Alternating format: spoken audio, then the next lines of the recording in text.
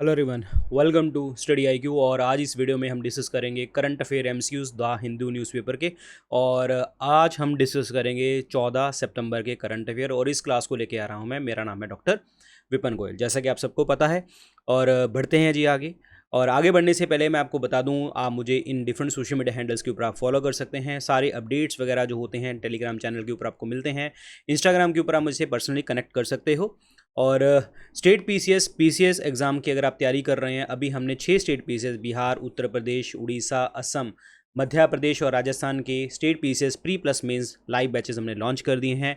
और अगर आप इसमें एडमिशन लेना चाहते हैं तो ले लीजिए। 15 तारीख शाम को 6 बजे से इनके बैचेस स्टार्ट हैं। और इसमें आपको ये कूपन कोड लगाना है तो आपको डिस्काउंट मिल जाएगा। सुबह 8 बजे का बैच भी है और शाम के 6 बजे का बैच भी है।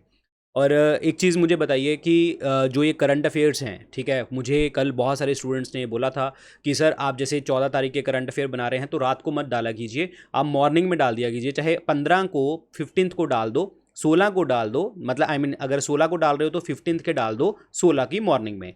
सो डैट कि करंट अफेयर्स तो हम पढ़ लेते हैं 15 के, जो है 16 को रिवीजन हो जाया करेगी इस तरीके से। तो मैंने ये चीज़ मान ली।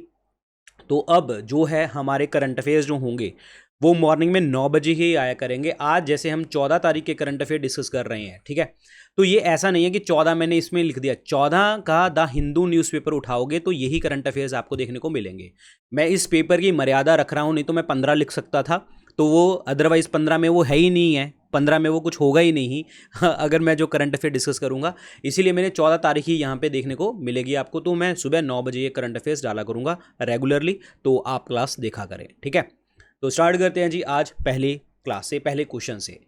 G20 समिट 2023 के रिगार्डिंग आपकी स्टेटमेंट बतानी है कि इनमें से स्टेटमेंट कौन सी करेक्ट है। तो पहला क्या कहता है कि ये 18 समिट लेवल मीटिंग हुई थी G20 की, ये बिल्कुल ऑप्शन सही है कि G20 की 18वीं मीटिंग थी ये। दूसरा है अफ्रीकन यूनियन जो है वो ऐड किया गया है इस समिट के अंतर्गत, इस बार ऐड हुआ है। यस, बिल्कुल सही है ये पॉइंट। जो नेक्स्ट समिट होने वाला है वो साउथ अफ्रीका होस्ट करने वाला है, गलत। नेक्स्ट जो होगा वो ब्राजील जो है इसको होस्ट करने वाला है, ब्राजील होस्ट करेगा। ये 18th मीटिंग है तो 19th मीटिंग जो होगी वो आपकी ब्राजील की होगी। अब एक्चुअली ये G20 है क्या? ये G20 एक ग्रुप है, इंटर गवर्नमेंटल फोरम, जिसमें 19 कंट्री जो आपकी आती हैं प्लस यूरोपियन यूनियन जो है यहाँ पे देखने को मिलता है।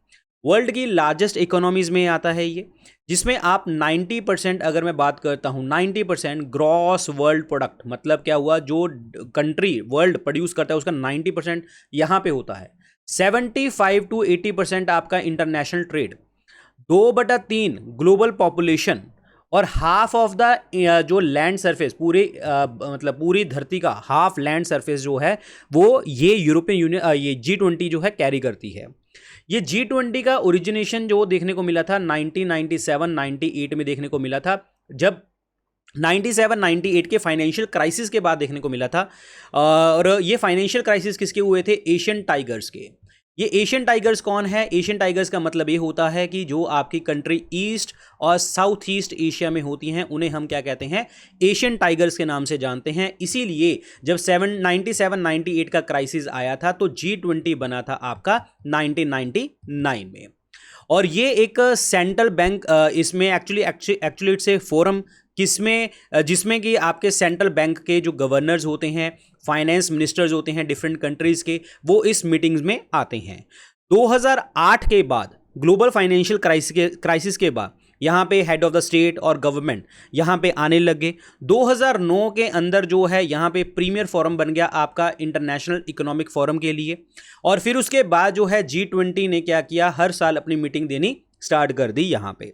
तो this is very very important point, समझ में आया। और अगर मैं यहाँ पे बात करूँ आपसे कि इस साल जो G20 में जो आपके शेरपा बने थे, शेरपा वो कौन थे? That is Sherpa of G20 meeting Amitabh Kant. This is very important, Amitabh Kant, very important. Delhi में मीटिंग हुई है। और वासुदेव कुटुंबकम जो है ये इसका थीम है, one earth one family one future. तो इस क्वेश्चन का जो आंसर बनेगा वो बनेगा C option, 1 and 2 is the right one, 1 and 2। ये है जी G7, G8, G20। G7 में Canada, France, Germany, Italy, Japan, United kingdom USA आता है, और G8 में रशिया आ गया। G20 में ये कंट्रीज तो आती हैं, इसके अलावा Argentina, Australia, Brazil, China, European union, India, Indonesia, Mexico, Saudi Arabia, south Africa, south Korea and Turkey. तो यहाँ पे ऐसे एग्जाम में क्वेश्चन पूछे जाते हैं कि हाँ G20 का कौन सा हिस्सा, कौन सी कंट्री मेंबर है, कौन सा नहीं है, तो इसको आप याद कर लीजिए, अच्छे तरीके से पेपर में आता है। नेक्स्ट क्वेश्चन है, आदित्य L1 मिशन के रिगार्डिंग आपको स्टेटमेंट बतानी है कि कौन सी सही है। अब आदित्य L1 तो आपको पता है कि न्यूज़ में रहेगा ही रहेगा, स्पेस वेदर के लिए जो बता रहा है हमें। तो आदित्य L1 है क्या? It is the first solar mission of the India. Yes, ये पहला सोलर मिशन है इंडिया का, अभी जस्ट हमने इसको लॉन्च किया है।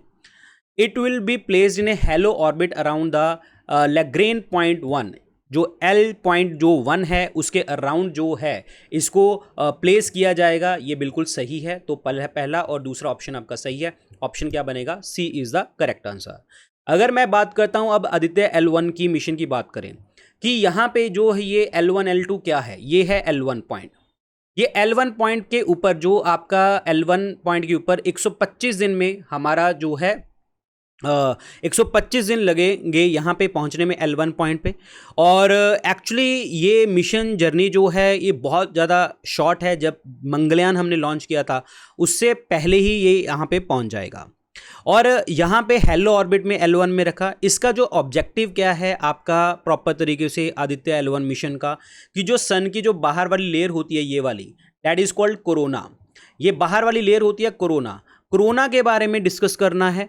फोटोस्फीयर, जैसे अगर मैं सन की तरफ देखता हूँ जो हमें सरफेस दिखता है वो फोटोस्फीयर होता है। सोलर विंड्स जो हैं इस कोरोना लेयर से निकल रही होती हैं, इनके बारे में आपको पता करना है। प्राइमरीली जो ऑब्जेक्टिव है आदित्य L1 का वो यही है कि सन का बिहेवियर क्या है, रेडिएशंस क्या हैं, हीट कितनी है, मैग्नेटिक फील्ड है कितनी है, क्या है, और वो धरती के ऊपर क्या इफेक्ट डाल रही है, ये हमने मेनली पॉइंट देखने हैं। अगर मैं ये आपके लैग्रेंज पॉइंट की अगर मैं बात करता हूँ, ये एक स्पेशल पोजीशंस होती हैं जहाँ पे आपकी ग्रेविटेशनल फोर्सेस दो बड़े ऑर्बिट्स की, जैसे सन एंड अर्थ की अगर मैं बात करता हूँ, यहाँ पे अर्थ है ये सन है, ये एक दूसरे को बैलेंस कर रही होती हैं। इसका मतलब ये हुआ कि अगर कोई स्मॉल ऑब्जेक्ट है जैसे स्पेसक्राफ्ट वगैरह, अगर इन पॉइंट्स में आ जाता है, इनके बीच में आ जाता है, तो वो बिना फ्यूल के भी यहाँ पे रह सकता है।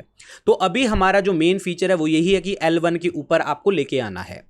अब जो आपका आदित्य L1 मिशन है ना, ये क्या कर रहा है, ये देखो L1 L2 L3 ये पूरे लाइन में है।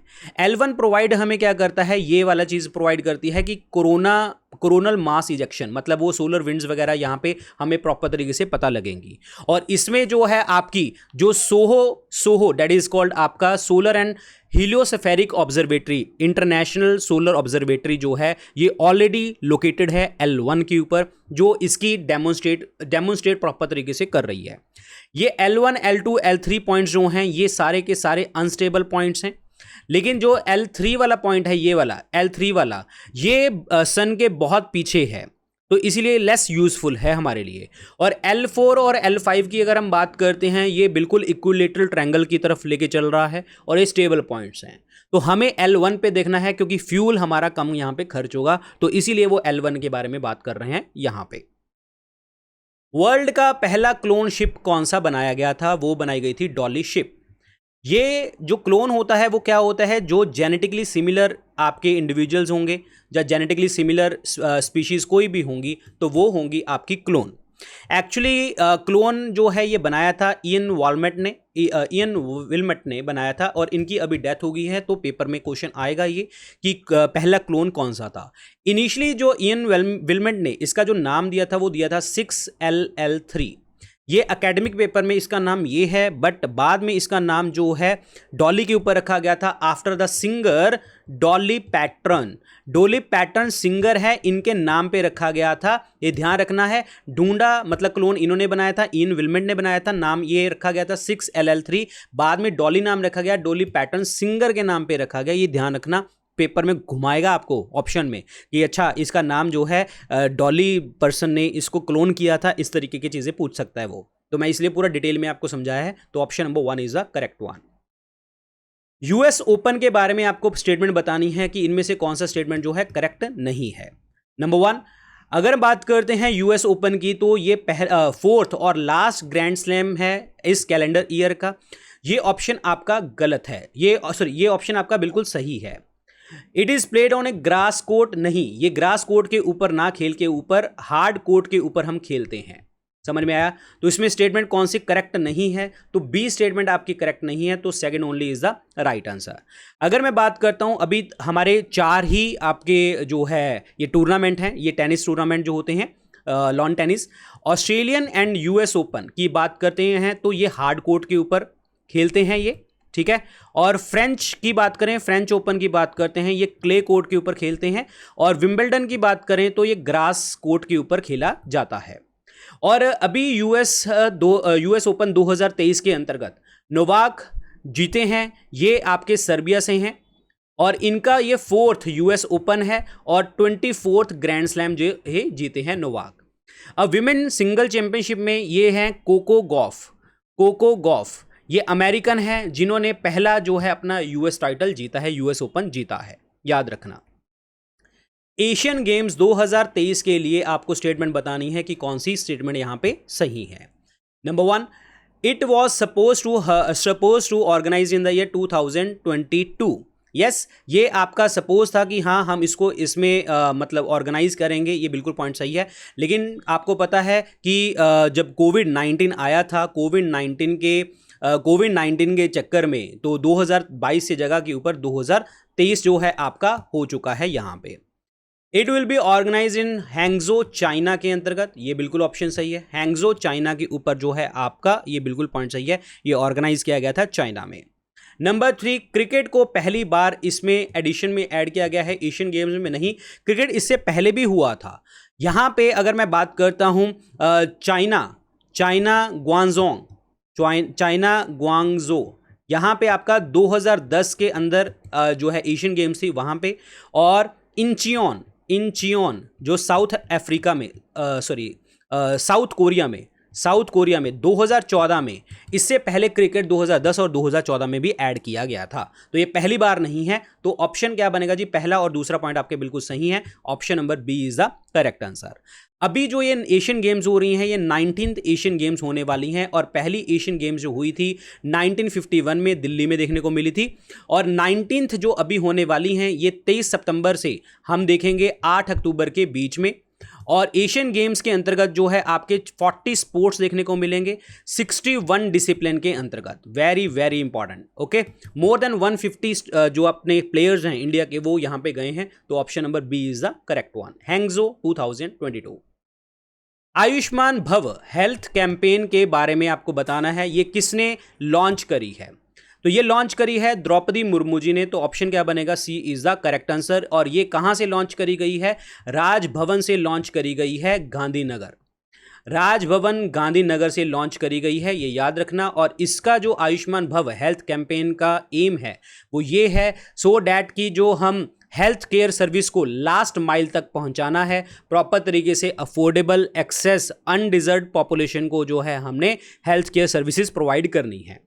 ये जो कैंपेन है ये स्टार्ट करी गई थी, इनिशिएट करी गई थी ministry of health and family welfare द्वारा स्टार्ट करी गई थी। और इस कैंपेन को इम्प्लीमेंट किया गया था सेवा पखवाड़ा के टाइम पे। सेवा पखवाड़ा जो है आपका 17 सितंबर से 2 अक्टूबर तक जो है आपका चलेगा, यहाँ पे स्टार्ट किया जाएगा। इसमें पूरा कोलैबोरेटिव एफर्ट रहेगा ग्राम पंचायत का, डिपार्टमेंट ऑफ हेल्थ का, लोकल बॉडीज़ जो आपकी हैं, चाहे वो अर्बन एरिया हैं, रूरल एरियाज़ हैं, यहाँ पे सारी चीज़ें मिलके काम करेंगे। इसमें जो सक्सेसफुल ग्राम पंचायत होगी उसको डिक्लेयर किया जाएगा, आयुष्मान ग्राम पंचायत डिक्लेयर किया जाएगा। और इसमें कैंपेन में फैसिलिटेट किए जाएंगे, आयुष्मान कार्ड दिए जाएंगे आपको, और जो है आपकी आभा आईडीज़ दी जाएंगी। ओके, और हेल्थ स्कीम्स प्रोवाइड करी जाएंगी, अवेयरनेस फैलाई जाएगी। और ख़ास करके नॉन कम्युनिकेबल डिजीज़ के ऊपर, जैसे कि अगर मैं बात करता हूँ टीबी की, सिकल सेल अनीमिया की, इन चीज़ों के ऊपर अवेयरनेस जो है आपको फैलाई जाएगी। इसके 3 कंपोनेंट हैं, आयुष्मान आपके द्वार 3.0, और दूसरी बात करते हैं यहाँ पे that is Ayushman melas at health and wellness centre and Ayushman sabhas. तो ये 3 इसके फैक्टर्स हैं। आयुष्मान आपके द्वारा 3.0 जो है ये आयुष्मान कार्ड प्रोवाइड करता है जो लोग प्रधानमंत्री जन आरोग्य योजना में इनरोल हो चुके थे और उनकी रिमेनिंग थी, तो इसमें उनको प्रोवाइड किया जाएगा। हेल्थ आईडीज प्रोवाइड करी जाएंगी, डायग्नोसिस दिया जाएगा और प्रॉपर तरीके से नॉन कम्युनिकेबल डिजीज के ऊपर फोकस किया जाएगा यहाँ पे। तो ऑप्शन नंबर क्या बनेगा जी? C is the correct one, C option.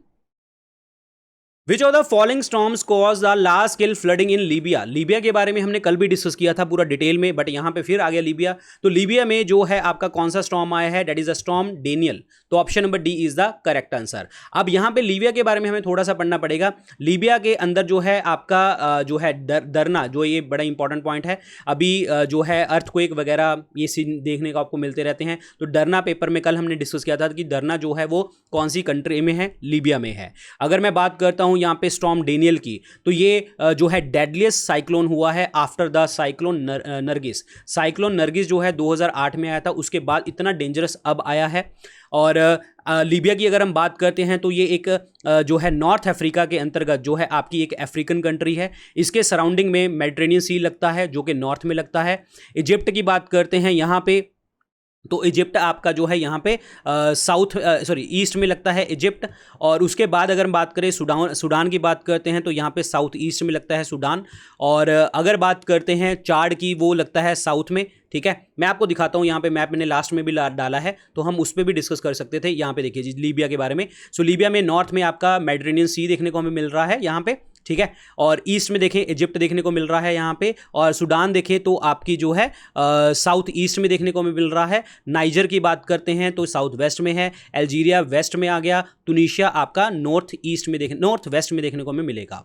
तो ये आपकी जो है लीबिया के सराउंडिंग कंट्रीज देखने को हमें मिल रही हैं यहाँ पे। ओके, तो ये पॉइंट है जी लीबिया के बारे में। तो नेक्स्ट पॉइंट डिस्कस करते हैं, नेक्स्ट क्वेश्चन डिस्कस करते हैं। इंडियन एयरफोर्स ने रिसीव किया पहला फर्स्ट C-295 ट्रांसपोर्ट एयरक्राफ्ट, ये कौन सी कंपनी से रिसीव किया है इंडिया ने? तो ये जो है ये रिसीव किया है आपका एयरबस से। तो ऑप्शन नंबर क्या बनेगा जी? D is the correct answer, Airbus. ये आपके जो इंडियन एयरफोर्स के जो चीफ मार्शल हैं VR चौधरी, इन्होंने जो है ये रिसीव किया है पहला एयरक्राफ्ट। ये एयरबस फैसिलिटी कहाँ पे? That is in the Seville Spain के अंतर्गत। This is very very important point. Option number D is the correct answer.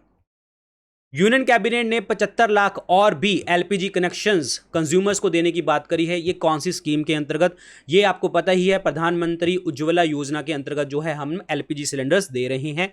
और प्रधानमंत्री उज्ज्वला योजना की बात करें तो 2016 में इसको लॉन्च किया गया था। इसका मेन एम यही था प्रॉपर तरीके से कि 1600 कनेक्शन हमने सेंट्रल गवर्नमेंट द्वारा देने हैं। और कोई भी पर्सन, कोई भी एप्लीकेंट 18 या 18+ है, और खास करके विमेन को ही हम प्रोवाइड कर रहे हैं।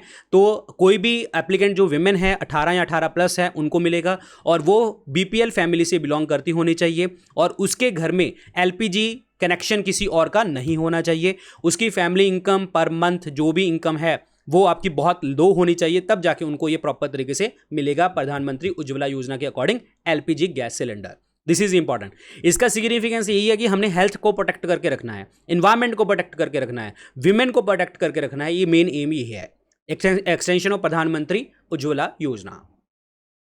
ग्लोबल स्टॉक टेक रिपोर्ट जो है ये, इसके बारे में आपको कथन बताना है कि कौन सा स्टेटमेंट जो है आपका सही है। अगर बात करी जाए, it is released by IPC climate change वाला सही नहीं है। और एक्चुअली इसको यूनाइटेड नेशन क्लाइमेट सेक्रेटेरिएट जो है आपका ये रिपोर्ट बनाती है, ये रिलीज करती है। Number 2, it discuss the progress achieved by the countries in achieving the goals of the Kyoto protocol. ना, क्योटो प्रोटोकॉल नहीं, ये आपका जो है पेरिस एग्रीमेंट 2015 का जो गोल है उसको अचीव करने की यहाँ पे कोशिश की जा रही है। अब पेरिस एग्रीमेंट 2015 जो है ये एक legal in binding international treaty है जिसके अंतर्गत 196 कंट्रीज हैं। और इनका जो मेन ऑब्जेक्टिव ये है कि आप 2 डिग्री सेल्सियस से टेम्परेचर को ना बढ़ाएंगे और कोशिश करेंगे 1.5 डिग्री सेंटीग्रेड से टेम्परेचर एटमॉस्फेयर टेम्परेचर कम करने की। कहने का मतलब ये है, कोशिश ये रहेगी 1.5 से नीचे नीचे टेम्परेचर रखो पूरा ग्लोबल टेम्परेचर, लेकिन 2 से तो बिल्कुल भी ज़्यादा नहीं जाना चाहिए। ये पेरिस एग्रीमेंट की बात चल रही है यहाँ पे। और ये रिपोर्ट जो है आपकी जो है एक बार आएगी, एक्सपेक्टेड है एक बार आएगी 5 सालों में। 5 सालों में एक बार एक्सपेक्टेड है कि ये रिपोर्ट हमें दिया करेंगे। तो यहाँ पे जो पहला ऑप्शन है वही आपका सही है, तो option number 1 is the correct one, option number 1। Eastern maritime corridor जो है ये जो हम कर रहे हैं व्लादिवोस्तोक और चेन्नई के बीच में, ये इंडिया और कौन सी कंट्री को कनेक्ट कर रहा है? ये इंडिया और जो है रशिया को कनेक्ट कर रहा है, तो ऑप्शन क्या बनेगा जी? C is the correct answer. अब यहां पे मैं आपको चीज बताना चाहूंगा, इंडिया और रशिया का जो मैरीटाइम कॉपरेशन है वो ज्यादा बढ़ता चला जा रहा है, जिसके कारण जो है ईस्टर्न मैरीटाइम कॉरिडोर जो बनाया जा रहा है व्लादिवोस्तोक और चेन्नई के बीच में यहां पे बनाया जा रहा है। ये व्लादिवोस्तोक और चेन्नई के बीच में इस तरीके से बनाया जा रहा है। और ये एग्री कर चुके हैं कि हाँ ये ट्रेन किए जाएंगे, जो भी लेके जाएंगे कि हाँ आपके पोलर एरियाज में, आर्कटिक वाटर्स में किस तरीके से आपको जो है प्रॉपर तरीके से जाना है, ये सब चीज़ें करी जाएंगी। ये कॉरिडोर जो है इंडिया और रशिया के बीच में जो डिस्टेंस है वो आपका 40% डिस्टेंस आपका कम कर देंगे, यानी कि 24 दिन में ले आएंगे। पहले आपको 40 दिन लगते थे रशिया पहुंचने में सी रूट के थ्रू, अब आप 24 दिन में पहुंच जाएंगे, तो 40% आपने रास्ता कम कर दिया है। अब बात करते हैं यहाँ पे, पहले जो इंडिया जो है आपका कनेक्ट करता था from the Mumbai to Saint Petersburg, ये आपका जाता था 8675 किलोमीटर। ये इतना नॉटिकल माइल जो है ये रास्ता, नॉट किलोमीटर, नॉटिकल माइल्स, इतना नॉटिकल माइल्स कवर करते थे। अगर ईस्टर्न मैरीटाइम कॉरिडोर आ जाता है तो 5647 नॉटिकल माइल्स में हम रास्ता कवर करेंगे। ये और ऑब्वियसली बात है 40 दिन का काम 24 दिन में, तो 40% आपका कम हो गया। ठीक है, तो 40% आपका रास्ता कम हो गया, फ्यूल कम हो जाएगा और भी जल्दी से जल्दी चीजें हम कवर कर लेंगे। तो ये आपका पॉइंट है जी, ये कॉरिडोर बनाने की बात करी जा रही है इंडिया और रशिया के बीच में। रेफरेंस लीबिया का, तो इसमें स्टेटमेंट बतानी है कि कौन सा सही स्टेटमेंट है यहां पे। तो पहला क्या कहता है? It is the largest country in the Africa, ये ऑप्शन गलत है। लार्जेस्ट कंट्री जो है वो है अल्जीरिया। अल्जीरिया के बात करें डेमोक्रेटिक रिपब्लिक ऑफ कॉन्गो, ये देखने को मिलेगी। और तीसरा है सूडान, और चौथे नंबर पे आती है लीबिया। अगर मैं एरिया की वाइज की बात करता हूं तो अल्जीरिया सबसे बड़ी है, तो ये ऑप्शन गलत हो गया। मोरक्को एंड इथोपिया जो है इसकी नेबरिंग कंट्रीज हैं, ये ऑप्शन गलत है। ये कोई भी ऑप्शन आपका सही नहीं है, option number D is the correct answer. क्योंकि नेबरिंग कंट्रीज मैंने तुम्हें पहले भी बता दिया, इधर मेडिटेरेनियन सी, इजिप्ट, सूडान, चाड, नाइजर, अल्जीरिया और तुनिशिया ये लग रहे हैं। और इसकी लीबिया की जो कैपिटल है वो है त्रिपोली। मेनली लैंग्वेज यहाँ पे अरेबिक भाषा बोली जाती है, बट हाँ बाकी लैंग्वेज भी है, दोमरी, बेरबर और तेदेगा, ये कुछ लैंग्वेज और भी हैं, लेकिन मेनली अरेबिक बोली जाती है। सो इसका जो ऑप्शन बनेगा वो बनेगा डी, नीदर 1 नॉट 2, कोई भी ऑप्शन आपका सही नहीं है। तो गाइज ये थे आज के लेक्चर के अंदर क्वेश्चन। आई होप आपको मजा आया होगा, और कल से हम 9 बजे ही हम हमारे करंट अफेयर डाला करेंगे। और आज जैसे मैंने 14 तारीख के करंट अफेयर डिस्कस किए हैं, एक्चुअली ये 15 को हम डिस्कस कर रहे हैं 14 तारीख के। रात को बहुत लेट हो जाता है और बहुत बच्चों ने मुझे बोला कि सर सुबह सुबह डाला कीजिए, तो मैं सुबह ही 9 बजे डाला करूंगा। लेकिन अगेन आज 15 तारीख है तो हमने 14 के कवर किए हैं, कल 16 तारीख होगी, हम 15 के डिस्कस करेंगे। तो जो भी आप जहां से भी करंट अफेयर पढ़ते हो ठीक है, लेकिन मेरे एमसीक्यूज अटेम्प्ट करके दिखाओ, फिर मानेंगे कि आप पढ़ते हो। ठीक है, बाकी हाँ मुझे टेलीग्राम चैनल के ऊपर आप यहाँ पे फॉलो कर सकते हो, इंस्टाग्राम के ऊपर आप मेरे से पर्सनली कनेक्ट कर सकते हो। इन सब का लिंक जो है डिस्क्रिप्शन और कमेंट सेक्शन में आपको मिल जाएगा। और अगर आप स्टेट पीसीएस एग्जाम की आप तैयारी कर रहे हैं और आज इसका परचेज करने का लास्ट डे है, 15 तारीख शाम को 6 बजे हमारे बैच स्टार्ट हो जाएंगे। बिहार, उत्तर प्रदेश, उड़ीसा, असम, मध्य प्रदेश और राजस्थान का बैच स्टार्ट हो जाएंगे। और आप इन कोर्सेज में एडमिशन लेने के लिए आप ये कोड यूज कर सकते हैं, आपको डिस्काउंट मिलेगा। इन सबके कोर्सेज के लिंक डिस्क्रिप्शन और कमेंट सेक्शन में मिल जाएंगे। अदरवाइज आपको स्टडी IQ ऐप और वेबसाइट के ऊपर जाके परचेज कर सकते हैं। So thank you so much guys, all the very best, good luck, take care.